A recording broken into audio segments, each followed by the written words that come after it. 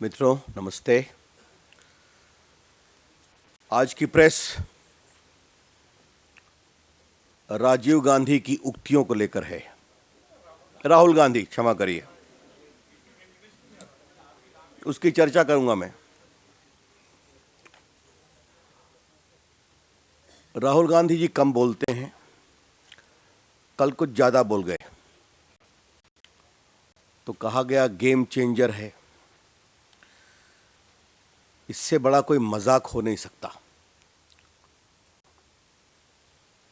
मित्रों, आप सभी पत्रकारों को याद होगा कि जब कोयला घोटाले की फाइल को लेकर संसद में हम लोग बहस कर रहे थे तो हम लोग प्रधानमंत्री से जवाब की बात मांग रहे थे कि वो आए जवाब दें,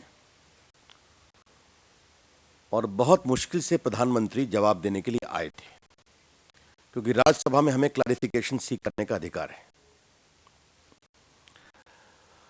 डॉक्टर मनमोहन सिंह ने जब जवाब देने की शुरुआत की तो उन्होंने सबसे पहला हमला बीजेपी पर किया कि जब भी मैं बोलने के लिए खड़ा होता हूं तो बीजेपी के लोग कहते हैं पीएम चोर हैं। याद होगा आपको। बाद में उसको प्रोसीडिंग से हटाया गया, जबकि पूरे देश और दुनिया ने उसको लाइव देखा। वो एक अलग विषय है। प्रधानमंत्री जी, हम आपके भ्रष्टाचार की बहुत आलोचना करते हैं, करते रहेंगे। आपकी सरकार आजाद भारत की भ्रष्टतम सरकार है, but we never cross the limits of civility even while attacking you. आज मुझे पहला सवाल देश के प्रधानमंत्री से पूछना है, जिनकी बीजेपी के बारे में यह राय जो गलत है मैंने बताया। जिस कैबिनेट के वो मुखिया हैं, उस कैबिनेट की बैठक में इस बिल को अप्रूव किया जाता है और संसद में जाता है, और हम लोग के विरोध के बाद यह राज्यसभा में स्टैंडिंग कमेटी में जाता है। आपको मालूम है, अरुण जी, मेरी ओर से और हमारे जो मेंबर हैं उनकी ओर से इसके संवैधानिकता पर भी सवाल उठाया गया था और हमने विरोध भी किया था। तो ये बिल पारित नहीं हुआ। उपराष्ट्रपति जी ने हमारे दबाव के कारण इसको स्टैंडिंग कमेटी में भेजा। लेकिन यह कमाल की बात है कि जिस बिल को, आपको मालूम है, कोई भी बिल होता है तो संसद में तब तक इंट्रोड्यूस नहीं होता जब तक उसको कैबिनेट अप्रूव नहीं करे। This is the essential legal requirement. और आपके बिल को कैबिनेट अप्रूव करती है जिसमें आप चेयरमैन हैं। आपके ऑर्डिनेंस को कैबिनेट अप्रूव करती है जिसके आप चेयरमैन हैं। उस ऑर्डिनेंस को अप्रूवल के बाद महामहिम राष्ट्रपति के साथ भेजा जाता है उनके अप्रूवल के लिए। और आज राहुल गांधी कहते हैं इट इज अ नॉनसेंस। क्या मतलब है इसका? Doctor Manmohan Singh, we never called you or your actions as a nonsense.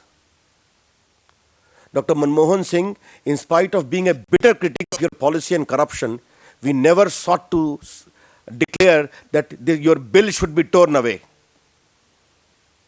हमने कभी नहीं कहा मनमोहन सिंह जी कि आपकी सरकार के बिल को फाड़ कर फेंक देना चाहिए, आपके प्रखर आलोचक होने के बावजूद। और यह पीड़ा की बात है कि मनमोहन सिंह जो कुछ बोलते हैं तो विदेश से लौटते समय 40,000 फीट की ऊंचाई पर बोलते हैं। और पिछली यात्रा से लौटते समय उन्होंने कहा था कि मैं 2014 में राहुल गांधी के अंतर्गत काम करने को तैयार हूं। ये उनका पब्लिक स्टेटमेंट है। इसके बावजूद mister Rahul Gandhi has the audacity, has the temerity to call a decision taken by your cabinet headed by you as utter nonsense, crossing the limits of civility. Dr. Manmohan Singh, what is your stand? We would like to know from you.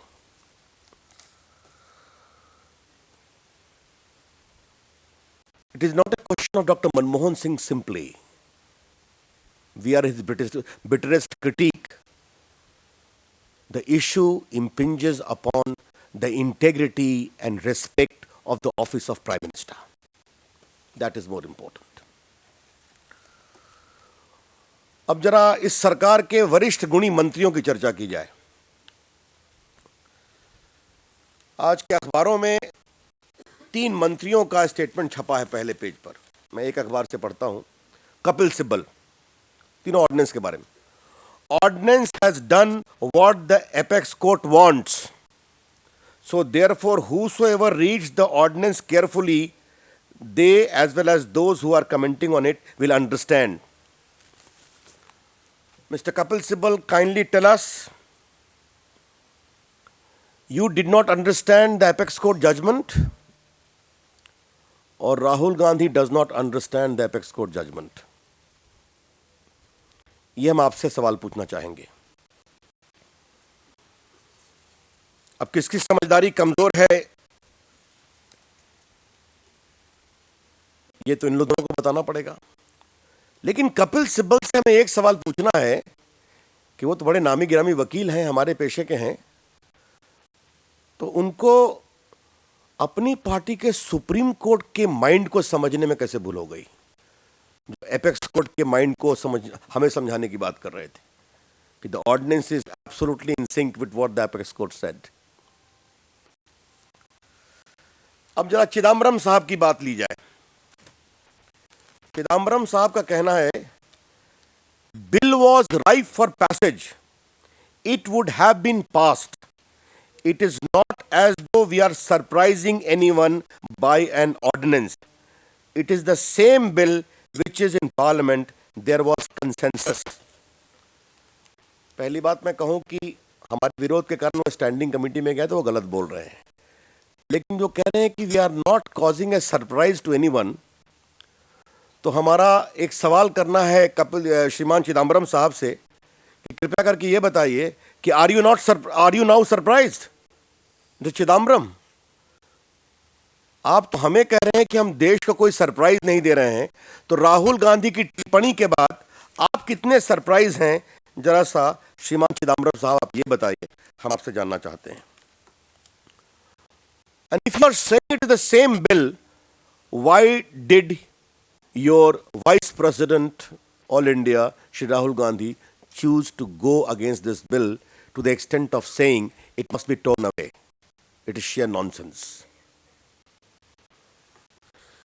दूसरा सवाल हमें चिदम्बरम साहब से पूछना था।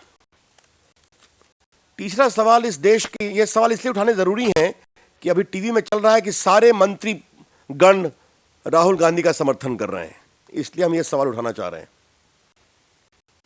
इस देश के बड़े गुणी सूचना प्रसारण मंत्री हैं श्री मनीष तिवारी।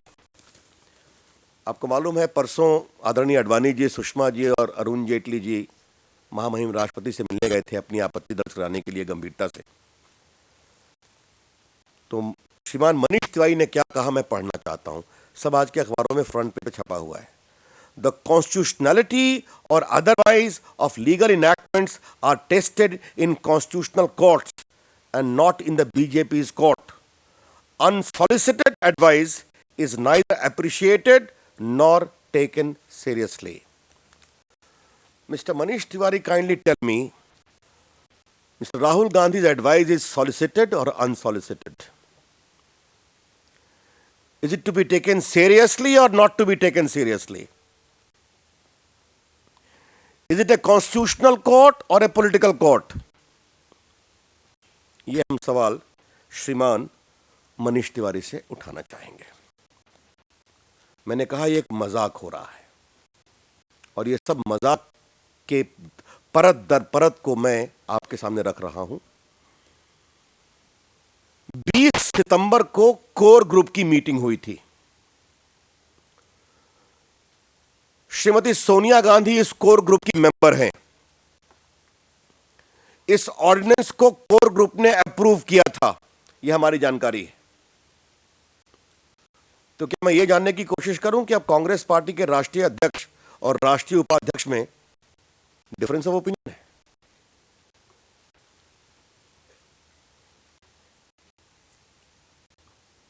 आज मैं एक और बहुत ही गंभीर बात उठाना चाहता हूं। जब भी प्रधानमंत्री विदेश जाते हैं तो संसद चलती है, तब भी वो विदेश जाते हैं। संसद नहीं चलती है तब भी वो विदेश जाते हैं।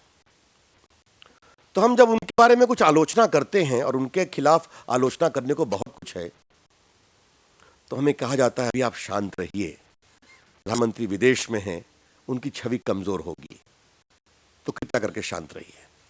और हम ये बात मानते हैं क्योंकि भारत की साख का सवाल है, क्योंकि वो भारत के प्रधानमंत्री के रूप में विदेश जाते हैं। Doctor Manmohan Singh, you were shamed by Rahul Gandhi when you were in America, hours before you were going to meet President Obama. Why? ये सवाल हम उठाना चाहेंगे। जो सरकार और कांग्रेस पार्टी हमें नसीहत देती है, जिसका हम देश हित में पालन करते हैं, वो नसीहत राहुल गांधी को क्यों नहीं दी गई? और राहुल गांधी को देश की हितों की इतनी साधारण समझदारी भी क्यों नहीं है? वो राहुल गांधी जिनको भारत के प्रधानमंत्री के रूप में प्रोजेक्ट करने के लिए कांग्रेसियों में होड़ लगी हुई है, और जिनके अंडर में काम करने के लिए प्रधानमंत्री जी 2014 में व्याकुल हैं, भारत के 10 साल प्रधानमंत्री रहने के बाद भी। ये सवाल हम उठाना चाहेंगे। मित्रों,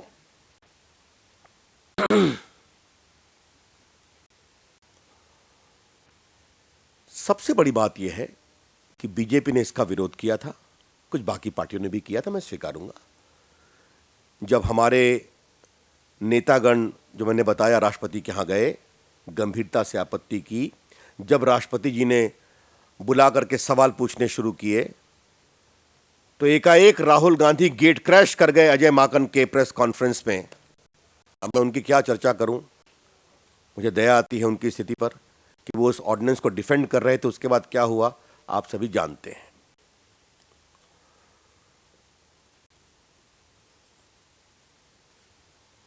राहुल गांधी ने यह संकेत देने की कोशिश की है, government can do something wrong but the family can not do wrong. यह एक उन्होंने संकेत देने की कोशिश की है, और वो कैसा क्रूर मजाक है मैं पहले बता चुका हूं। मुझे एक बात और कहनी है आज, और ये बात बहुत ही गंभीरता से और महामहिम राष्ट्रपति के प्रति बड़े सम्मान के साथ बता रहा हूं। Under our constitution, the president acts on the aid and advice of the council of ministers. The ordinance exempting convicted people from not remaining in office in the light of Supreme Court judgment has been given by the Council of Ministers. They are supposed to aid and advise. Since the ordinance is still pending before Honorable the President, in the light of so-called game changer intervention of Mr. Rahul Gandhi, what is the aid and advice of the Council of Ministers? ये हम जरूर जानना चाहेंगे।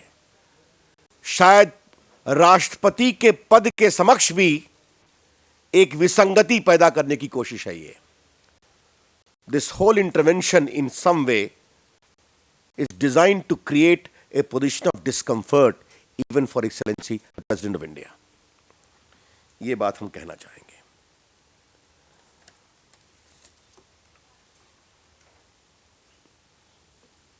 आज कांग्रेस के लोग राहुल गांधी की दरबार संस्कृति में बहुत कस के गायन कर रहे हैं, मैंने देखा टीवी पर। 15 अगस्त को मोदी जी का भाषण हुआ था गुजरात से, और उन्होंने झंडा फहराते हुए देश के सामने कुछ सवाल रखे थे। उस समय उनकी बहुत आलोचना की गई थी। आज वो कांग्रेस वाले खामोश क्यों हैं जब उनके प्रधानमंत्री की इतनी जबरदस्त आलोचना हुई है जब वो विदेश में है? ये सवाल भी हम उठाना चाहेंगे। मित्रों, मनमोहन सिंह का इतना अपमान कभी नहीं हुआ होगा। उनकी आलोचना तो खूब हुई है, हमने भी की है, और प्रधानमंत्री को इस बात का जवाब देना पड़ेगा कि कल जिस प्रकार से ज्वाइंट पार्लियामेंट्री कमेटी ने बुलडोज करके फैसला कराया है, उनको और चिदम्बरम को बेल आउट किया है और सिर्फ राजा के ऊपर ठीकरा फोड़ा है, जो राजा बिल्कुल इसके लिए जिम्मेदार है, जिस तरह तथ्यों को नजरअंदाज करके किया गया है, उस पर राहुल गांधी कुछ नहीं बोले हैं। कल ऑर्डिनेंस पर तो बोल गए, पूरे सरकार की खिल्ली उड़ा गए, लेकिन उनकी पार्टी के एक नेता प्रवक्ता जो जेपीसी के चेयरमैन हैं, उन्होंने सारे पार्लियामेंट्री कमेटी के मान्यताओं को तार तार कर दिया। All the norms of chairman of the JPC was thrown to the winds. And Mr. Rahul Gandhi keeps quiet. It also happened yesterday. मैंने पहले भी कहा था कि रामनिवास मिर्धा भी कांग्रेसी थे, वो भी हर्षद मेहता जेपीसी कांड के अध्यक्ष थे, उनका काम कितना बढ़िया हुआ। और हम कल मांग कर रहे हैं कि रिपोर्ट थी कंसिडरेशन पासिंग। मुझे भी 13 साल हो गए संसद में काम करते हुए। हम रिपोर्ट में पेज बाय पेज पढ़ते हैं, पैराग्राफ बाय पैराग्राफ पढ़ते हैं। उन्होंने साफ कह दिया, मैंने पहले सर्कुलेट कर दिया, नो मोर डिस्कशन। कमाल है, 5 महीने कोई मीटिंग नहीं हुई थी। मुझे कल राम मनोहर लोहिया के शिष्यों के आचरण को देख के बड़ा आश्चर्य हुआ। शरद यादव, राम मनोहर लोहिया के शिष्य, गंभीर गैर कांग्रेसवाद और भ्रष्टाचार पर मुखरता से बोलने वाले, कल की बैठक में गायब थे वे। और उनके दूसरे भी तो, वो तो नीतीश जी के सलाहकार हैं, रिटायर्ड रिजाइंड आईएएस है, मैं क्या बताऊं। तो शायद विशेष राज्य का जो टॉफी है या झुंझुना है, उसकी चाहत में समझौते कुछ हुए हैं। वो क्या मिला है उसको विस्तार से कभी बताएंगे। लेकिन प्रधानमंत्री से मुझे एक सवाल पूछना है। प्रधानमंत्री जी, 20 जनवरी 1987 को राजीव गांधी ने विज्ञान भवन के अपने प्रेस कॉन्फ्रेंस में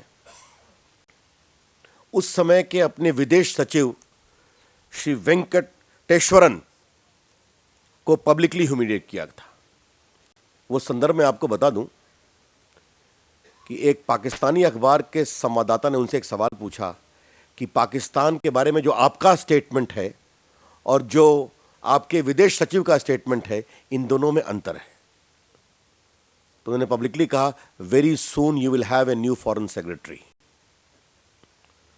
और 1 घंटे बाद विदेश सचिव श्री वेंकटेश्वरन ने रिजाइन कर लिया। आज शेखर गुप्ता ने कहा है उनकी उम्र मात्र 56 साल थी, तो लगभग 4 साल उनकी नौकरी बाकी थी। माननीय प्रधानमंत्री जी, मुझे ऐसा जानने वाले लोगों ने बताया है कि राजीव गांधी के कार्यकाल में आप प्लानिंग कमीशन के डिप्टी चेयरपर्सन थे और उस समय भी राजीव गांधी ने आपको बहुत खरी खोटी सुनाई थी। अब प्लानिंग कमीशन के उपाध्यक्ष का पद छोटा पद होता है, लेकिन आज राजीव गांधी के पुत्र ने, जो आपकी पार्टी के राष्ट्रीय उपाध्यक्ष हैं, जिनके अगुवाई में आप अगले साल काम करने को बेताब हैं, भारत के 10 साल प्रधानमंत्री रहने के बावजूद, उन्होंने आपके सरकार के फैसले जो आपकी अगुवाई में लिए गए थे जब आप विदेश में थे, उसको नॉनसेंस कहा है। इसको फाड़कर फेंक देना चाहिए। क्या सोचते हैं आप? मैंने पार्टी के इस फोरम से पिछले कई वर्षों में कई बार प्रधानमंत्री जी का इस्तीफा मांगा है और सही कारणों से मांगा है। आज मैं डॉक्टर मनमोहन सिंह से अपील करूंगा, क्या आपकी अंतरात्मा की कोई आवाज है? Doctor Manmohan Singh, come on, do you have any conscience left? Because the issue is not doctor Manmohan Singh, the issue is the integrity of the office of the prime minister of India, a big country. ये मैं कहना चाहूंगा। मित्रों, ये nonsense की बात की गई तो कांग्रेस पर तो लागू है। एलाइज के बारे में क्या कहा गया? क्योंकि इस सरकार में कई सहयोगी भी हैं। अब मैं सहयोगी दलों का नाम नहीं लेना चाहता, उनकी संख्या 24-25 है, कई अंदर हैं, कई बाहर से समर्थन दे रहे हैं। तो नॉनसेंस की परिधि में तो वो भी आ गए ना, क्योंकि कैबिनेट में वो भी थे। तो जो इस सरकार के सहयोगी हैं, शरद पवार से लेके बाकी, मैं उनसे पूछना चाहूंगा कि उस सामूहिक निर्णय जिस बैठक में आप भी थे, नॉनसेंस कहा गया, उसके बारे में आपकी क्या राय है? मित्रों, अंतिम बात मुझे राहुल गांधी को बताना है। राहुल गांधी जी, ये नाटक बंद करिए आप। इतने भ्रष्टाचार हुए पिछले कई वर्षों में, आप खामोश रहे। आपने कॉमनवेल्थ पर कुछ नहीं कहा, आपने 2G पर कुछ नहीं कहा, आपने कोयला घोटाले पे कुछ नहीं कहा, आपने हेलीकॉप्टर स्कैंडल पर कुछ नहीं कहा, आपने आदर्श घोटाला पर कुछ नहीं कहा। कोयला घोटाले की फाइल गायब है, सुप्रीम कोर्ट टिप्पणी कर रहा है, आप खामोश हैं। कल जेपीसी में जिस तरह से शर्मिंदगी हुई, आप चुप रहते हैं। तो एकाएक जिस तरह से आप कल बोले हैं, तो शायद पवन बंसल को बचाने की कोशिश रेल घोटाले में, इस पर आप खामोश रहे। महंगाई पर कुछ नहीं बोलते हैं आप। जो देश में जो आर्थिक कुप्रबंधन है, इकोनॉमिक मिसमैनेजमेंट है, इस पर कुछ नहीं बोलते हैं आप। एकाएक कल बोल पड़े। It is natural that this was a farce created to claim a belated moral ground without any foundation, क्योंकि वो जान रहे थे कि अब इस बिल के बारे में देश में बहुत विरोध है। मित्रों, मुझे अपनी ओर से इतना ही कहना था। अब आपके कुछ सवाल हो तो उसका मैं उत्तर देने को तैयार हूं।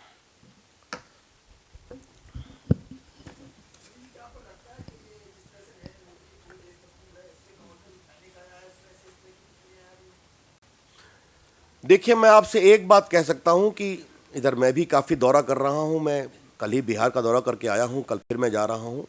देश में एक अभूतपूर्व हवा भाजपा के पक्ष में है और मोदी जी के प्रति एक जबरदस्त आदर का, आशा का और विश्वास का भाव देश में है। वो ग्रामीण इलाके में है, वो शहरी इलाके में है, वो संप्रदाय निरपेक्ष है। आपने देखा होगा उनकी तिरची की सभा हुई थी, जितनी संख्या थी वहां पर। मैं स्वीकारता हूं कि तमिलनाडु में बीजेपी कमजोर है, हमारा एक विधायक भी नहीं है, एक सांसद भी नहीं है। इसके बावजूद इतनी बड़ी सभा होती है। तो कई लोगों ने मुझसे एक सवाल किया कि a North Indian politician having so much of crowd in South India, deep South India, तो ये इस बात का संकेत है। तिवारी, हाँ।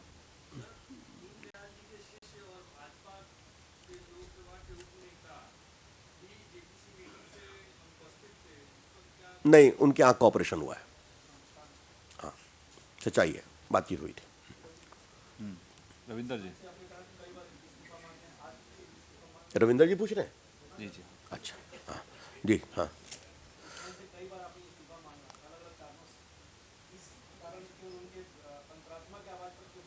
क्योंकि हमारे नेता जेटली जी मांग चुके हैं, मेरी ओर से भी मैंने मांगा है। लेकिन अभी मैं प्रधानमंत्री इतनी बार इतने बड़े भ्रष्टाचार, आतंकवाद, आर्थिक कुप्रबंधन, महंगाई पर जब इस्तीफा देने के लिए वो तैयार नहीं हुए हमारे आग्रह के बावजूद, तो एक बार मैं उनकी अंतरात्मा को जगाने की कोशिश कर रहा हूं। देखता हूं जगती है कि नहीं। अगर एक सेल्फ रेस्पेक्टिंग फॉरेन सेक्रेटरी की अंतरात्मा जग सकती है, तो भारत के प्रधानमंत्री की जगती है कि नहीं, ये देख रहा हूं। मिस्टर हरीश लखेड़ा।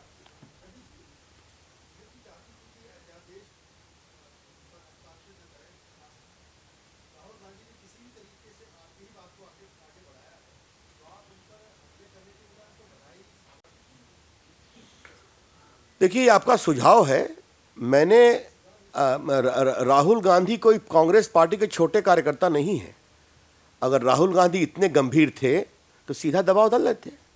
अब तो उनके अपने सरकार के निर्णय को नॉनसेंस बताने के बाद उनके मंत्रियों की दरबार संस्कृति कितनी मुखर है, क्या दरबारी गायन हो रहा है, तो ये पहले ही कर लेते आप, तो ऑर्डिनेंस आता ही नहीं। और अगर ऐसी बात थी तो उनके वरिष्ठ मंत्रियों की जो टिप्पणियां मैंने आपके सामने पढ़ी, जो आज के एक्सप्रेस में छपी है, श्रीमान चिदम्बरम साहब, कपिल सिब्बल साहब, मनीष तिवारी साहब, कड़ी कड़ी जो भाषाएं निकली हैं हम लोग के खिलाफ, ये नहीं होता।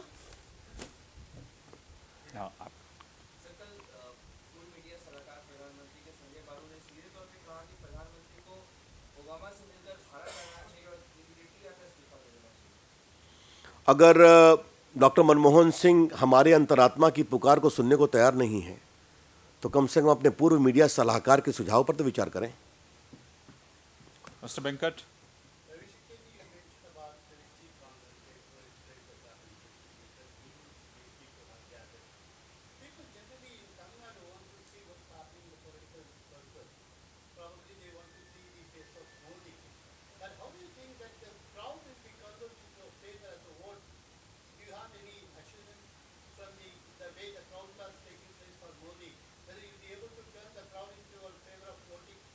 we'll try our best. I have been in charge of Tamil Nadu in the past. There is enormous political scope, and whatever is left, we will take advice from you as well. आपका लाख पीछे हाँ राधिका एक second हाँ please ask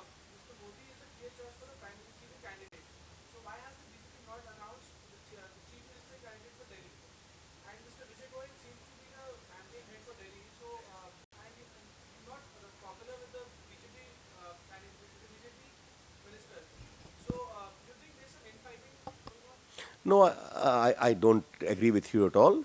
Mr. Nitin Gadkari, who is the Prabhari of the state, has already spoken about very elaborately. We are working collectively and we are quite hopeful that we'll win Delhi. Radhika ji आपका हाँ please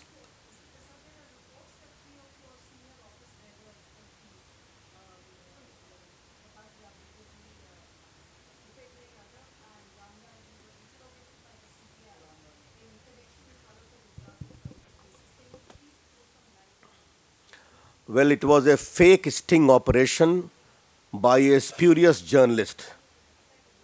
Please listen to me. CBI has always double standards. Modi ji has already said that the Congress is not fighting the opposition, the CBI is fighting. And each day is only an indication of that. But since they were summoned, they went and responded whatever was found to be appropriate. As to how it was fake, completely spurious.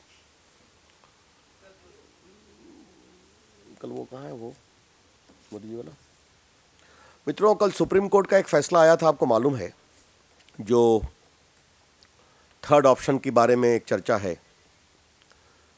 BJP की ओर से हम चुनाव के किसी भी पारदर्शी और प्रभावी बनाने के प्रयास का स्वागत करते हैं इस निर्णय के बारे में इलेक्शन कमीशन को बुलाकर विस्तार से चर्चा करनी चाहिए और इस बारे में जो भी सम्यक प्रयास हो वो होना चाहिए इस बारे में आपको मालूम होगा कि नरेंद्र मोदी जी ने कल एक ब्लॉग लिखा था नरेंद्र मोदी जी की सरकार ने वहाँ के लोकल बॉडीज़ के इलेक्शन में राइट टू रिजेक्ट का प्रावधान किया था कांग्रेस पार्टी के लोगों ने विधानसभा में इसका बहुत विरोध किया इसके बावजूद ये बहुमत से पारित हुआ क्योंकि कांग्रेस की संख्या बहुत कम है जब ये महामहिम राज्यपाल के यहाँ गया तो उन्होंने इसको दोबारा रिकंसिडरेशन के लिए भेजा ये दोबारा रिकंसिडर करके फिर पूर्ण बहुमत से पारित कर महामहिम उपराज्यपाल जी के यहाँ भेजा गया 2 साल से राज्यपाल के यहाँ पेंडिंग है ये मुजुमदार जी आपका लास्ट सवाल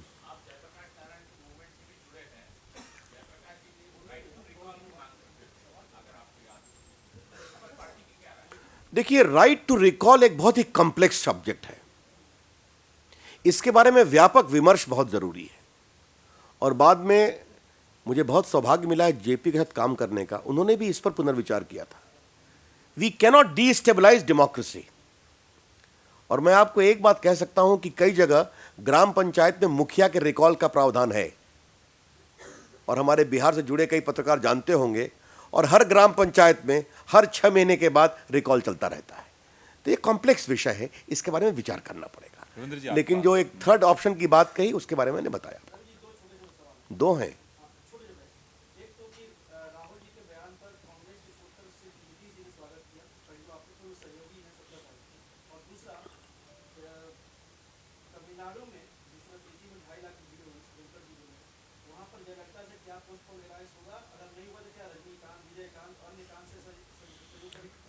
देखिए जहां तक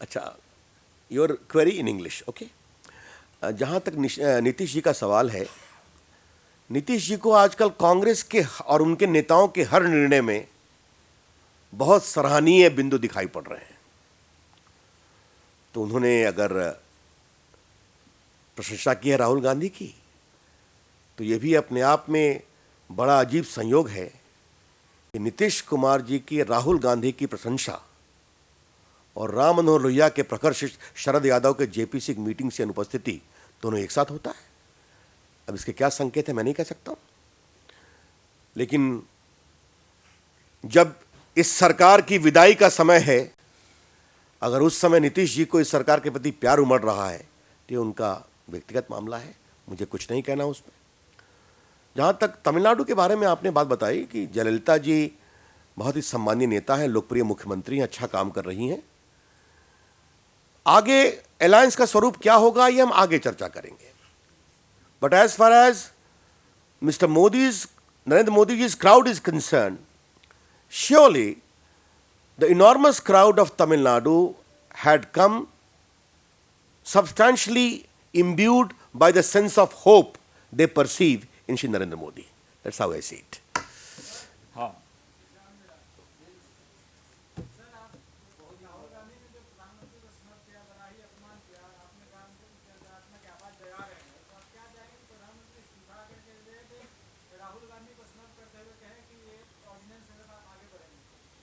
देखिए, प्रधानमंत्री क्या करेंगे ये तो उनको करना है। अगर प्रधानमंत्री मेरे विनम्र अंतरात्मा की आवाज़ के आग्रह को स्वीकारेंगे तो दिल्ली उतरते ही उनको सीधा राष्ट्रपति भवन जाकर अपना इस्तीफा देना चाहिए। धन्यवाद।